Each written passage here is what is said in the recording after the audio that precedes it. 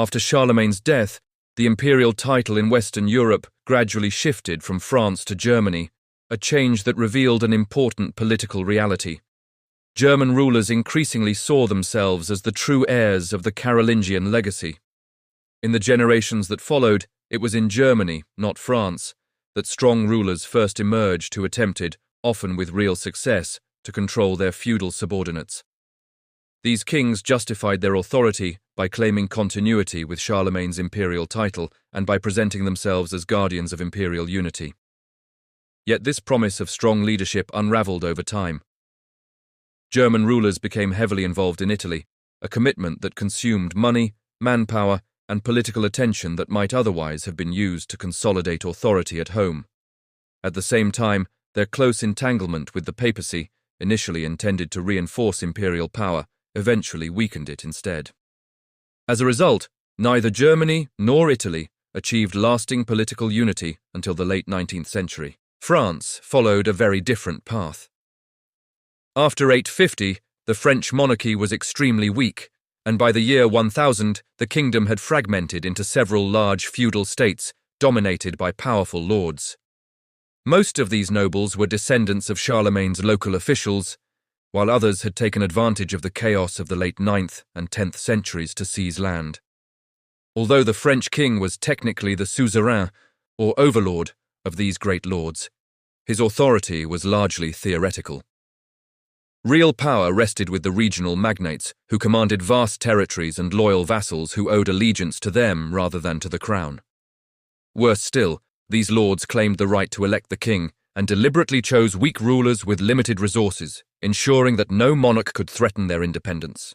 This pattern began to change in 987 when the great lords elected Hugh Capet, Count of Paris, as king.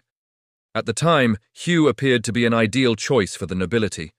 His personal domain was small and his political power was minimal.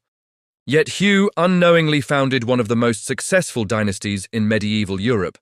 The Capetians would rule France continuously from 987 to 1328, and over time, they transformed a weak, feudal kingship into a powerful monarchy. Unlike the German kings, the Capetians benefited from uninterrupted hereditary succession. Each Capetian king had a son who survived to adulthood and could be elected during his father's lifetime, turning royal elections into formalities and gradually eliminating the nobility's role in choosing the king. Geography and economics also worked in the Capetians' favor. Their lands were centrally located in north-central France, with Paris at the center. As the royal domain expanded, it remained cohesive and easy to administer.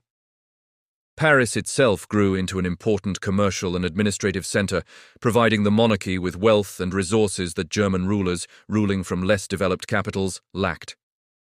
Still, the early Capetians were too weak to overpower the great lords outright. Instead, they pursued a slow and deliberate strategy, suppressing banditry, enforcing feudal obligations, appointing minor nobles and clergy to administrative posts instead of powerful lords, and arranging marriages that brought large estates into royal hands. Over generations, this patient approach steadily expanded royal authority. The turning point came under Philip II, known as Philip Augustus, the first Capetian king to extend royal power far beyond Paris. Philip demanded strict enforcement of feudal obligations from all his vassals and confronted his most dangerous rivals, the Plantagenets, Dukes of Normandy and Kings of England, who at times controlled nearly 2/3 of France. Philip seized his opportunity when John of England inherited Normandy in 1199. As John's suzerain, Philip accused him of violating feudal law by ignoring a court summons and improperly marrying a woman already promised to one of Philip's vassals. These offences allowed Philip to confiscate John's French lands.